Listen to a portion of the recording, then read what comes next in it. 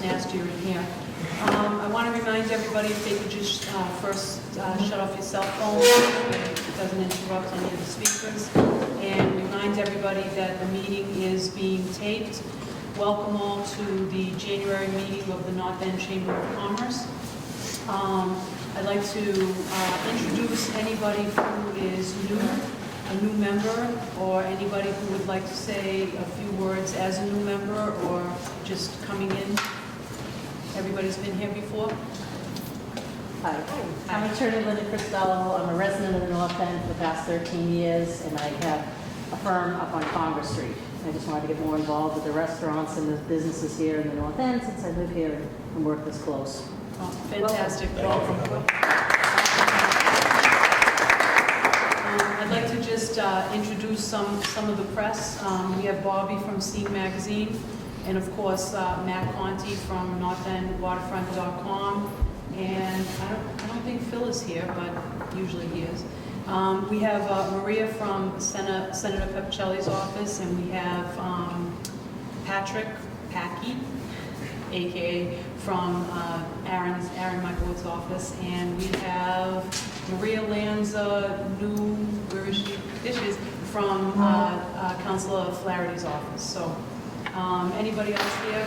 Any other representatives here?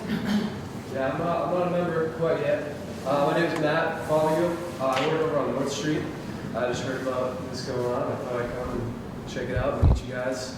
I do some nonprofit work with the Health and Beauty Alliance in the neighborhood. We do all kinds of fundraising and community events. You may have seen us around. We're fairly new and young. I'm just trying to make some connections and meet some good people. Well, that's I'm excited to meet you guys. Welcome. Need to say a few words?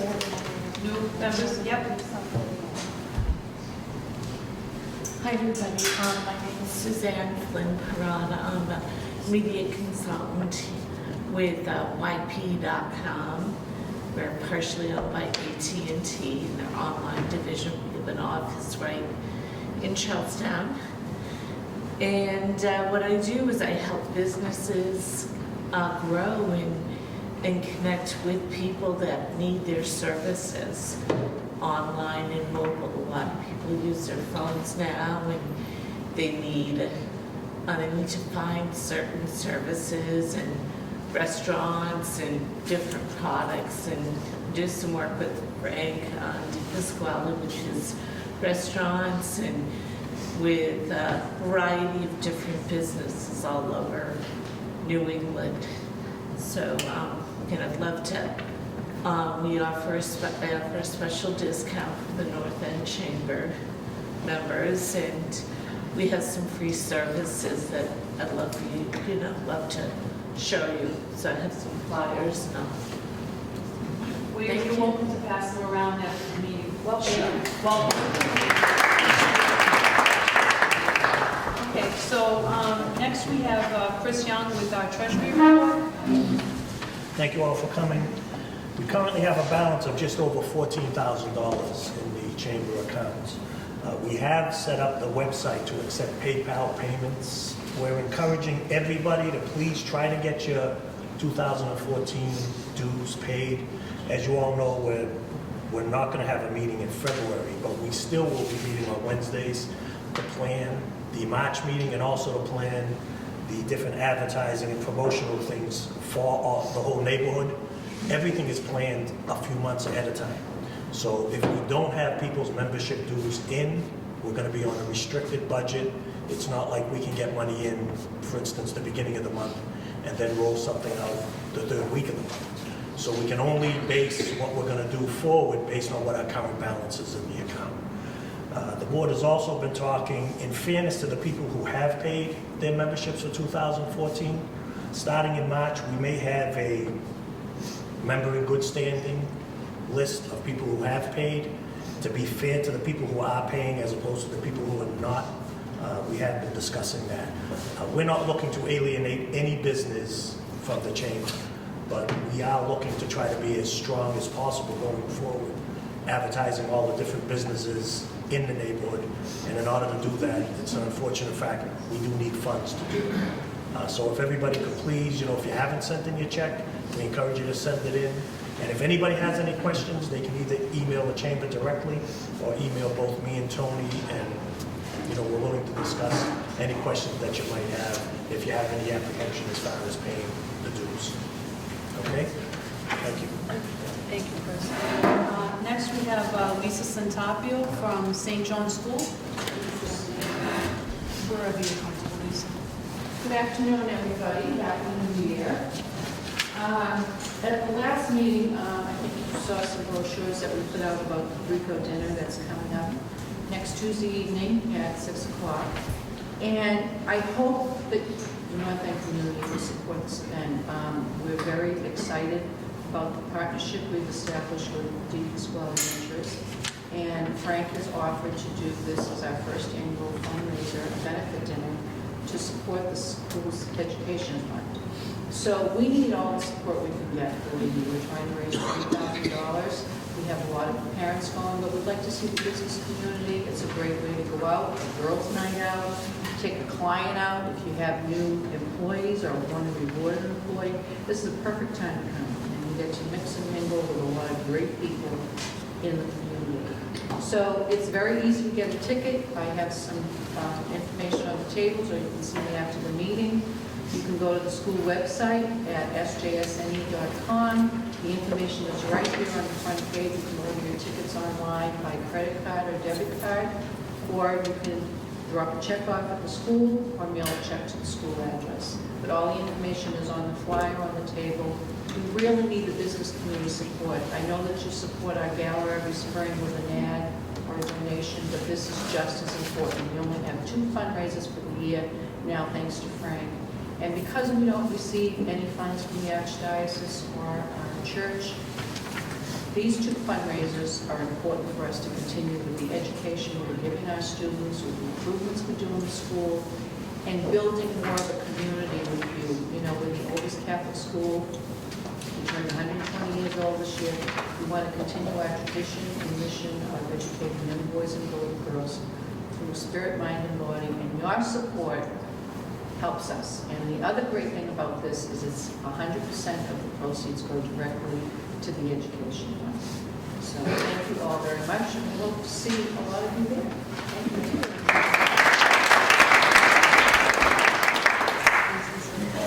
Next, we have Carla Gomez, who's going to speak about a fundraiser that she's having. I can stand here? You can stand there if you'd like.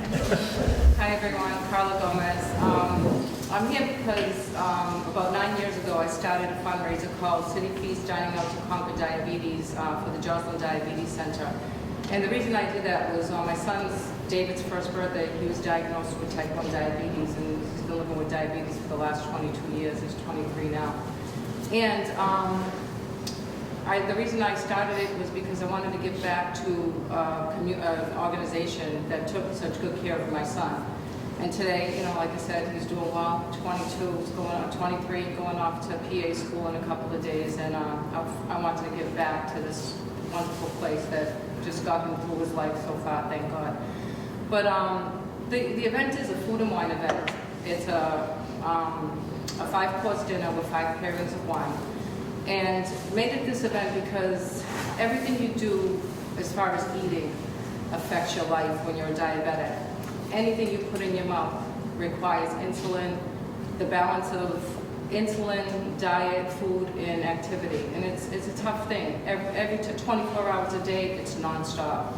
So we wanted to reach out to restaurants here. We've got about 9 or 10 restaurants that are involved now. We're really trying to spread this event because diabetes affects so many people on so many levels. So really trying to spread this event and get a lot of restaurants involved and get the North End community involved, which where it began. The thing about the restaurants getting involved is so many restaurants are asked to do so much, and especially in this community, they always give and no one ever says no, and that's what I found anyway. And the thing that's different about this event is not only are you asking to give, but we're giving you something back also. So it's not just an event that, you're asked to give and you get nothing in return except, feeling good that you did something. we're also giving you $50 back on the ticket that's sold. So the tickets that are sold are $150 and the restaurant gets $50 back. And which is, you know, a nice way, it's a nice way to tell people, say to restaurants, you know, we've done a lot, but we're also giving back to you as well. And you also get a lot of advertisement done throughout this. I mean, this is advertised in the Globe, the Copper, it's spread throughout the whole city of Boston. So you also get a lot of advertisement. You get people that come to your restaurant, love what you have to offer, and you also get clients that, you know, customers that will continue to return.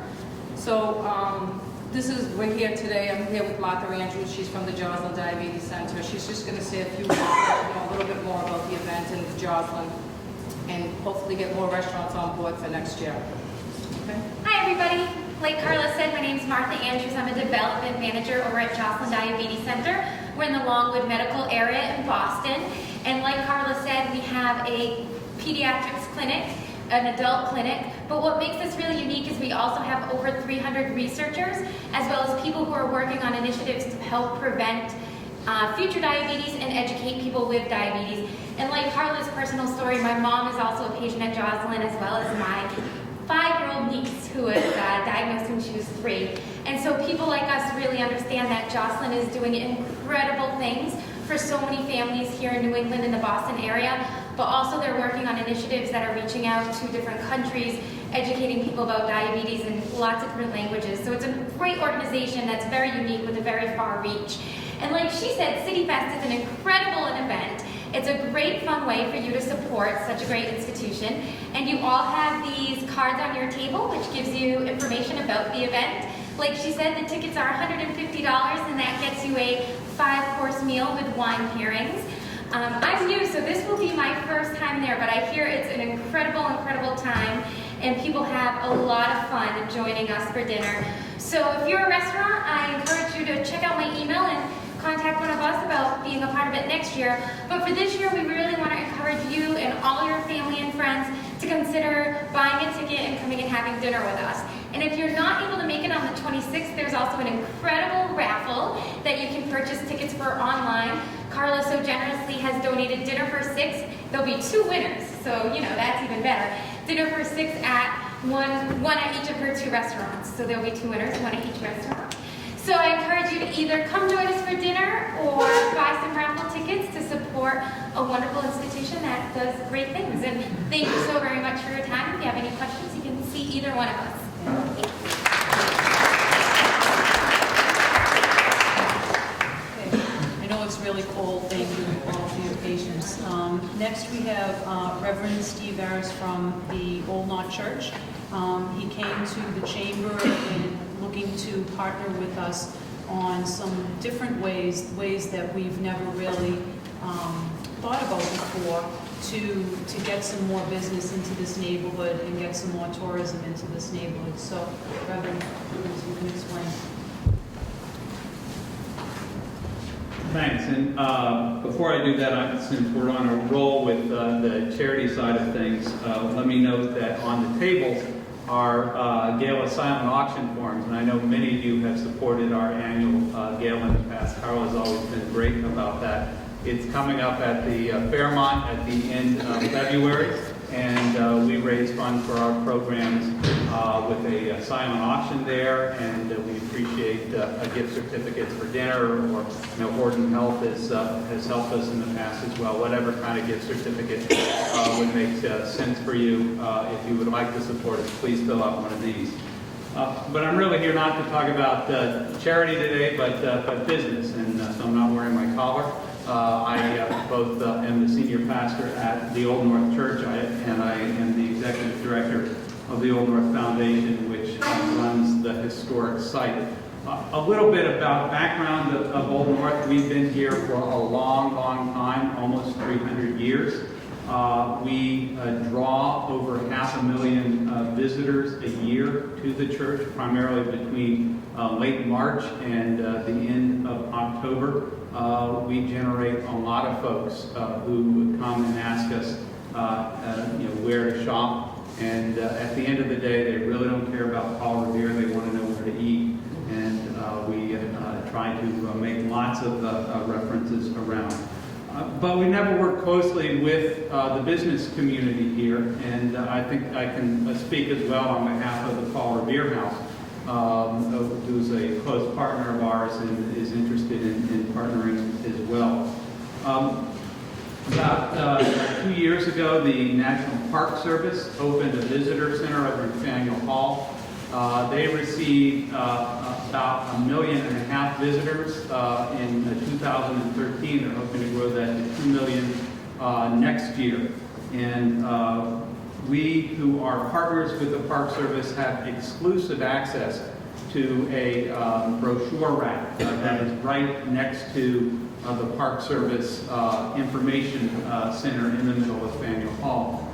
We have distributed our own brochures through there in the past. A lot are picked up. We're redesigning our brochure this year, and it occurred to me that there should be a way that we can partner together to bring both more tourists to Old North, but also to encourage those visitors to stay longer in the North End and to patronize your businesses. So I made a presentation to the board last month, and there's a one sheet on the table that somewhat summarizes the idea. Is that because we have access to the brochure rack there, we could place a brochure in there that is going to draw people into the North End, give them a map, get them to Old North. We're not allowed to aggressively advertise there because the Park Service doesn't want to have to say this ad can be there and that one can't. But we could dedicate a panel or two of a 6-panel brochure to letting people know about the North End business community, perhaps a QR code that would direct them to the North End Chamber of Commerce site so folks could learn more about the restaurants and businesses here. On the flip side, if that brings $500,000 or helps increase our visitation, we can do whatever we want at Old North. And one of the board members raised the idea of doing a coupon book. So what we're proposing is that we would have a brochure at the visitor center, which would help bring more people into the neighborhood, more people north, and then once they get to Old North, anyone making our standard donation or buying behind the scenes tour, we would give a coupon book to that can have an ad from the businesses in the North End that says, come here, you'll get a free appetizer, buy 3 cannolis, you'll get 4. Get an extra scoop on your gelato, whatever you would like to put in to entice people to come to your businesses. And so what we're working on and what we're looking for your feedback for is, does this kind of co-marketing using the Old North, which is the big historic draw in the North End, to help your businesses as well as helping us. We're not looking to make money on this. What we're looking to do is to increase visitation to Old North and in the same time make your businesses stronger by taking the folks who come to us and saying, hey, you'd much rather have lunch in the North End than go back to Faneuil Hall and eat there. So that's the basic proposal we're looking at this point.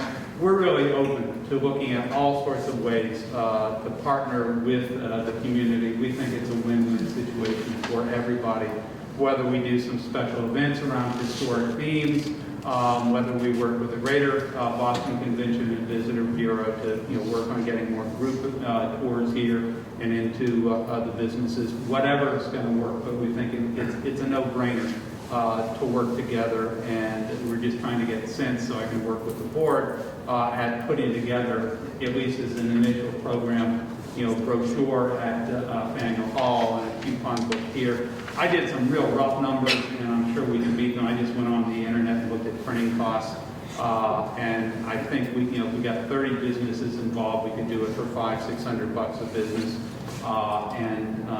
As a test run, and if it works well, then we'd all come in again. And if it doesn't work, then we'd say it was a nice try and let's try something else. So that's the proposal I'm laying before you.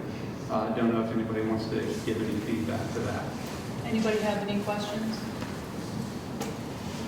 Well, the board, as you know, thinks it's a brilliant idea, and you said there was 1.5 million people that come from the visitor center. $1.5 million people at the visitor center. The Faneuil Hall Marketplace says they get around 20 million. Now I think they're counting each tourist going in every door as a single visit.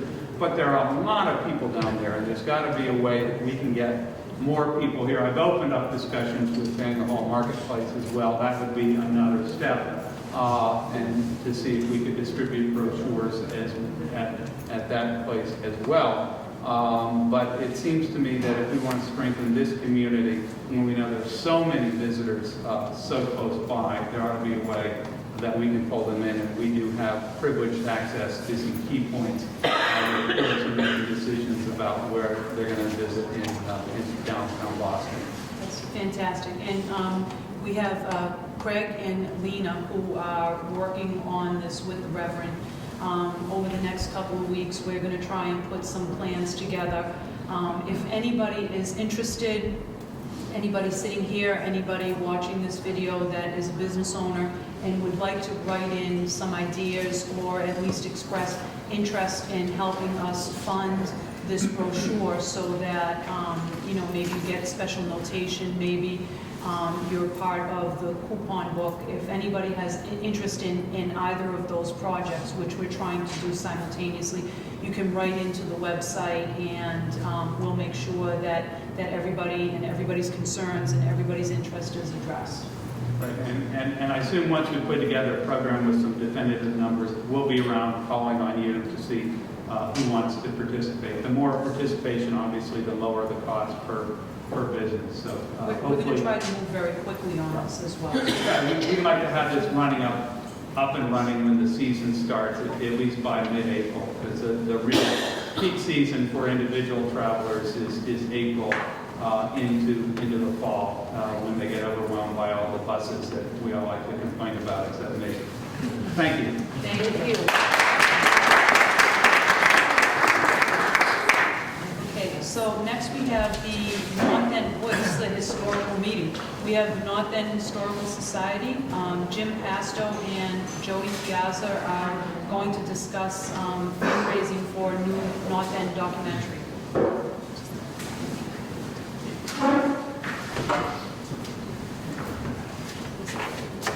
Hello, everyone. Thank you. Happy New Year.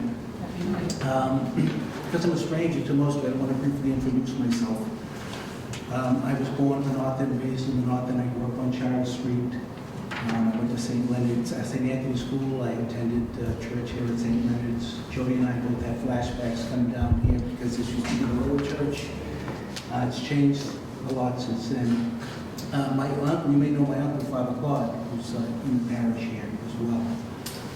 I now teach at Boston University. I teach a course on the history of the North End, and through my work there, I became one of the founders of the North End Historical Society with Alice Goldfeld. And the Historical Society is devoted to preserving, collecting material and historical culture of the North End. And we have a journal, we have events, and we have two large long-term projects. One, our dream project, is a museum of the North End. We've already spoken with Father Antonio, we've had a number of meetings. Hopefully we could put it in the basement of the Sacred Heart Church. That would help to preserve the church, which is a beautiful church, an historic church. The current project, the project we're working on, we're about halfway through with the documentary. It's a documentary of the Italian-American history of the North End. We have a demo, so rather than me say much about the documentary, we'll look at it. I'll just mention one point, that the demo we have is a draft. Many of the photos, many of the maps you see will be changed, and the narration will be replaced. It's not a temporary narration. But for all that, I think it's a very good representation of what they want to produce. It's just saying all the ways for everybody that's seen it. It's a Chapter 19 is all new material. Ethnocrazia. And important stuff, right? Castella was developed in Sicily.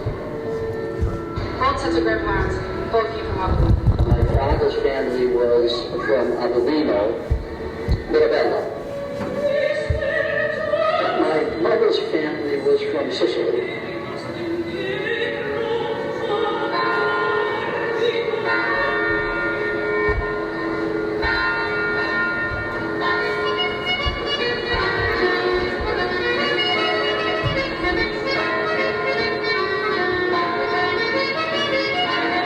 This is Boston's North End. This is one of the oldest Italian-American neighborhoods in the country.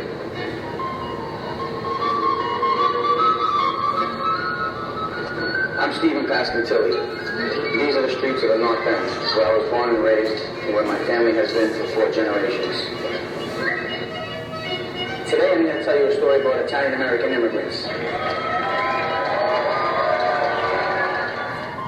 Why they made this their home, why they came here, and how they made it the most vibrant Italian-American community in the country. That's the story I'm here to tell you. About the families, the friendships, the food, and the hard work.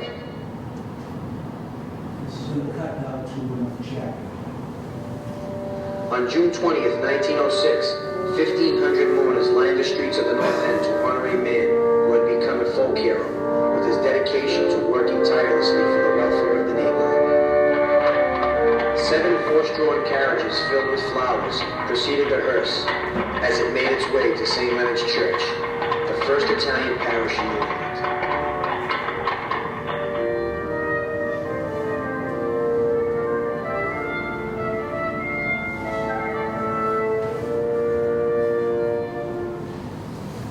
George Ciliano became a beloved figure for his dedication to fighting poverty, disease, and discrimination. Born in the North End in 1874 to immigrant parents, his short but profound life bore witness to the heyday of Italian immigration.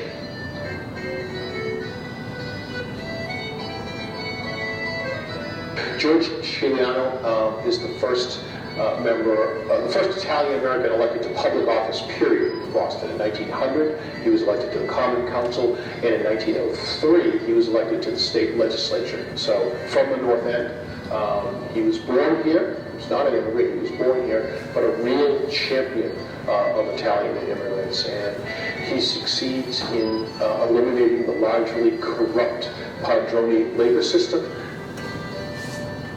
He also succeeds in getting regulations passed to regulate banks in the Commonwealth. Up until this time, immigrant banks operated with real impunity here. They would lend money at incredibly high rates. They would pay incredibly low rates on people who gave them money, and oftentimes they would also abscond with money.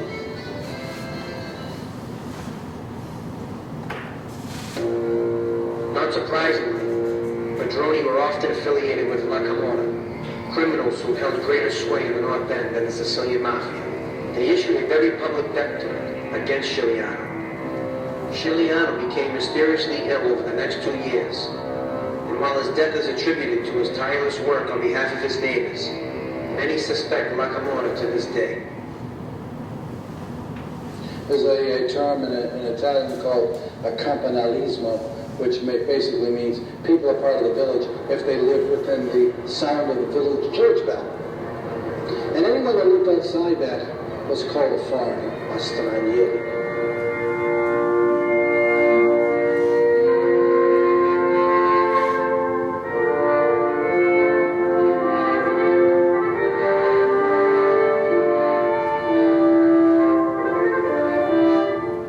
As kids, we used to go up Fleet Street, go to the public bathhouse, go to the bath, go take our showers, meet all the kids from the North End.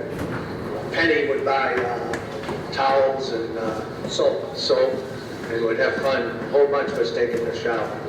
Everybody knew each other. You got a meatball in everybody's house. And there was one of the best restaurants around, and his grandfather used to own, called the Blue Front. They used to come from all over the city on Saturdays to get his grandmother's tripe. Trucks all the way down the street. There's still people here today that can trace their roots over 100 years directly, in some cases, the same building. And I have a lot of good memories of this building. It's a family building. And that's the other thing. This used to be the Romanos, the Stollers, there was the Savardis, and then and there was the Marinos and the DeLeos. So each had the whole building, all And their whole family was in the the building. whole family. Well, you know, back then, you know, everything happened here. People didn't go, you know, there was a saying like, we're going to go visit America. It meant that they were going to go up to Washington Street, Jordan Marshall shop. There was enough stores down here to sustain people as far as groceries, clothing, whatever you needed. As kids, I used to go from here, across the street, up to St. John's School. And that's where I went to school. The whole world was 4 square blocks. Not even. It was about 100 square feet for crying out loud.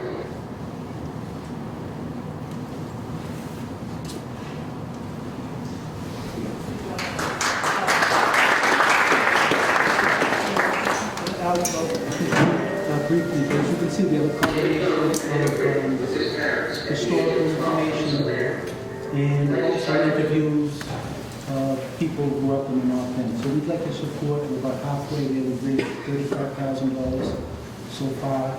You know, we appeal to you for your help as a chamber, as individual members, and entrepreneurs in the North End. Thank you very much. Is it going to be on TV or? Well, that would be nice if we could have it broadcast on PBS, and I think it's a quality, you know, we could do that. But we would distribute it locally through the Historical Society. And our hope is to sell it as well. I mean, you know, if they come in, you know, we don't know if we want to put it in individual establishments. So the other thing, and I don't know if Maureen can talk to this, but talking about advertisement, so at the end, running credits, we're hoping that so we've had a lot of financial support from just regular individuals. So we're, as Jimmy said, we're killing you with the chamber, but also as individual business owners. And then at the end, as the credits run, your business runs as part of the credit. So hopefully, we're thinking that depending on a donation, to get a complete, you know, we will give you X amount of DVDs, you know, once we can, because we do have to pay Maureen, who is producing it, directing it, creating it. So we haven't really thought that far because we have to finish it, but I would think that anyone who comes to the North End, I mean, I know all these people, I get teary-eyed, but I know for newcomers who are here and who love this community and who I know often love to hear stories. I mean, to just, you could feel it without ever have been here, so. Jody, for our membership base, so that if anybody is interested in donating, do you have membership, sort of a guideline, sponsorship of X amount of dollars, get you such and such credit, or do you have some brochure that you can post? There's a link to that online now, but we'd be happy to send you copies of that. And how long do you think the finished product's going to be? Is it going to be like a 30-minute documentary? A full and 15-minute. Okay. So it's something that could be broadcast on television. I think that the smart thing to do at this point would be to contact me with the information linking to your Yeah, so the website North for End the chamber Historical Society website. is a website, it is a non-profit organization, so everything, you know, you have a tax ID number and, Perfect. that stuff, so we don't have a lot of those. Great. So we'll put a link on our website, on the chamber's website. Okay. And then this way, people can contact you directly for special donations. Can I ask you a question about television? Because it coincides with what we need the rest of the money for. Maureen McNamara. Sorry. And I'm thinking that a lot of you have probably seen the 10-minute film that's been out there for over a year. Raise your hand if you haven't seen it. Okay. There's a lot more. We've got 30 minutes edited. But the money is going to clear the rights for all of these images and music. The 10-minute film that many of you have seen has a lot of Dean Martin music in it. If we want that, we have to pay and as far as television, that's, if we ever wanted it to be on television, those rights would have to be cleared. Yeah, the copyright. Does anybody else have any other questions for the Historical Society, not the Historical Society? Thank you very much for coming. Next, we have Travis from the Red Sox. Welcome, Travis.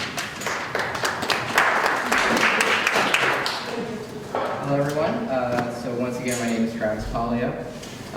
What I do for the Red Sox is I put together special events that appeal to basically mass markets, or what we call groups, for different games during the season. And it's a fairly new department. It's something that I moved up here from Philadelphia before last season. I picked my timing right since we won the World Series my first year, so yay. But also, I had experience with the 76ers and the Phillies in putting together these special events, as we call them. And a lot of these special events deal with a specific heritage or recognizing a culture of one respect. And last year, we were put together pretty early, but we did have time to put together one heritage night, and that was an Irish heritage night, or what we called Halfway to St. Patrick's Day. And basically what that entailed is, for these special events, is we would like to make it a ballpark-wide sort of event. It's not something that we just say, this is Irish Heritage Night, please, all Irish people come, or Italian Heritage Night. We incorporate different step dancers in Yawkey Way, at Gate B, in Fenway Park, so that as our fans and also people that were there for that culture came to attend the game, we were recognizing that, and it's something that appreciated. We had special food deals and concession built through Aramark for specific types of beer and other food that we served for all of the guests there as well. So, as I mentioned, we look to put together these events during the season where we can recognize different cultures. And I had approached the Chamber of Commerce a few months ago over the idea of having an Italian Heritage Night at one of our games. And we would be looking to do something similar. We would basically reserve all of Yawkey Way, reserve tables throughout the concourse, and also preferably work with Aramark and special concession deals that we can make Fenway Park sort of an Italian-American location for that game. And to keep it simple, what are some of the benefits and what are some of the pros for your help and for your reason to kind of help us put together this event. And a really important one is exposure. When I worked with the Irish Heritage Night, I dealt with Phil Fwishke, who's the St. Patrick's Day parade runner, and he needs proceeds or he fundraises to kind of put together the parade for St. Patrick's Day. So one of the really exciting things that we can offer through these nights is not only to have this special event going on at Fenway Park, but also to incorporate a fundraising aspect of it as well. We can, this is not something that many people are aware of, but we have the ability that we can, discount our tickets so that, for example, all the tickets that were sold through this event could benefit the Chamber of Commerce, some sort of nonprofit of your choice. So we give you that opportunity as a way to kind of make this your event here at our stadium, to invite some of your guests out and to have different sort of events and other entertainment that they would appreciate while they're at one of our games.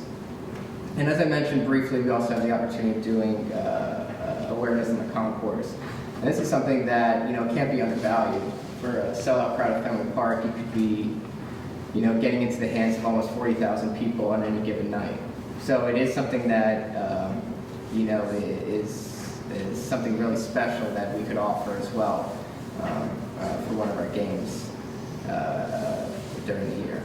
So kind of the word is how do we get the ball rolling? What are the next steps in putting this event together? Basically, what I do on my end is I work with a lot of different departments in the organization to reserve these experiences, what we call them. Reserve Yawkey Way, work with Aramark, and I can work with the Chamber of Commerce on that and setting this event up and making sure it has what everyone is looking for. As I mentioned, we did for the Irish Heritage Night step dancers that performed for our fans. We have the opportunity to also do performances, whether it be schools, choirs, you name it. We have a lot of flexibility there that we could also have that at our hands. But the thing that's important is it's not just it's not just me putting together this event. It's something that we need to work together to put together so that we make sure that it's something that is worthwhile to our fans and something that they would enjoy as well. So I did some background work, and I reserved a game in June for us to use during the summer, that we could reserve all these different experiences to offer. And if we were interested, we could move forward in setting it up, getting the fundraising aspect put together, and go from there. So I know it's a lot of information at hand, and I didn't really go into too much detail for everything, but I didn't know if anyone had any specific questions on how the process works. For an event like this, how many tickets are you looking to sell? So for it to be considered a successful Heritage Night, we look for somewhere between 750 to 1,000 guests into the stadium. Now, it's not something that we say, you must sell X amount. It's obviously a team effort. It's something that we all work on together. We'll promote it on our website, and we'll create a special link where your guests can then go to redsox.com/ to purchase these tickets. But that's what we consider a successful event. What are the price of the tickets? So that's another great question. As I mentioned, we do have that fundraising capability, and we can offer it for most locations throughout the stadium. And a lot of people don't realize that with groups, we offer them throughout the stadium. Now, dugout seats or Matt Damon seats or pavilion clubs, sometimes those are a little hard to get a good quantity there.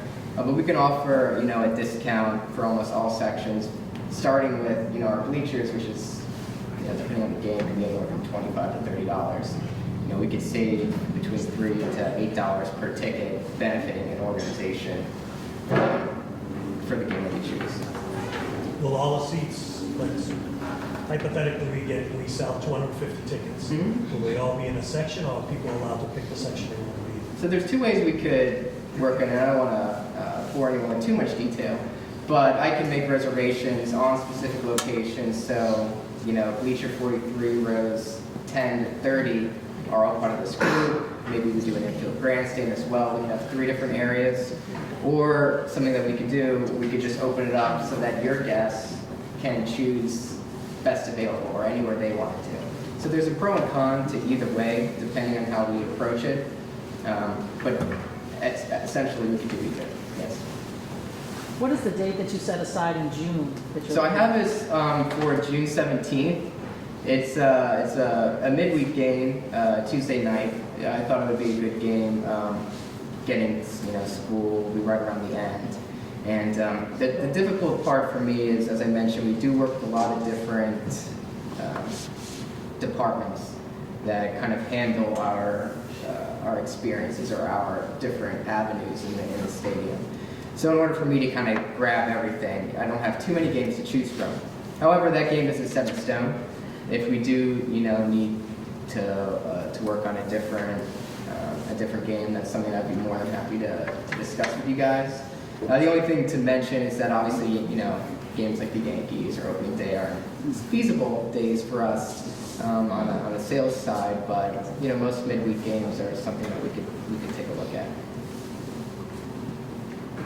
More questions? Anybody else have any questions? I just wonder if I can just help with you. I'm with the American Immigration Lawyers Association, and we are working with the Red Sox to do tours. Okay. So the Sox also provide tours. So your groups don't have to essentially attend a game, where the Red Sox organization provide tours with Wally, and the groups are up to about 150 that you guys can hold. I was looking to get a game, but the conference starts on June 18th and the game's the 17th.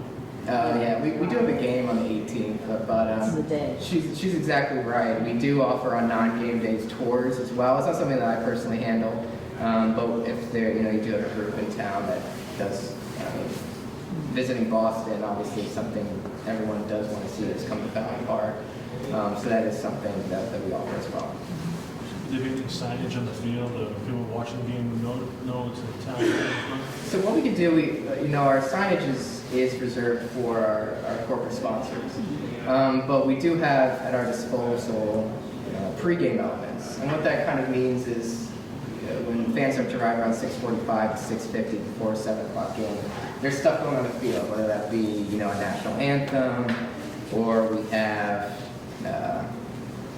honoring bad kids, we could do PA reads, et cetera, things of that nature we'll have at our disposal, which we could then say, this is going towards this night. But an actual, you know, signage is something that's maybe a little bit difficult to do. Will any of this be mentioned on like your radio advertising? So once again, that we won't. Radio and TV, TV is a possibility, but when we do have our TV ads or TV drops, as we call them, it's usually something between 10 and 15 seconds. But we could, you know, it's something that we could discuss if we wanted to do a TV drop for people to go to the website. However, something that we do use for these events is our social media. Our Facebook has hundreds of thousands of followers, our Twitter has the same. Plenty of people in the Boston area have seen this, and that is something that we definitely have at our school so that we could promote the night with as well. But to kind of stem off that, we could set up like an online page, go to redsox.com/Italian to visit this, and it would be pretty easy for you guys to just, you know, What I think it's best for us to do is to put out some feelers to our members, see what kind of interest we have, and then move forward from there, so. Of course. Thank you very much for coming. Very good. That's it for speakers, and just one announcement, we will not be holding our February meeting. We do not want to freeze our members to death. Any questions from the audience, issues, suggestions? I know it's cold and we all want to go, but anybody have any concerns, anything going on in the neighborhood that the chamber should know about that we need to address? Thank you. Thank you.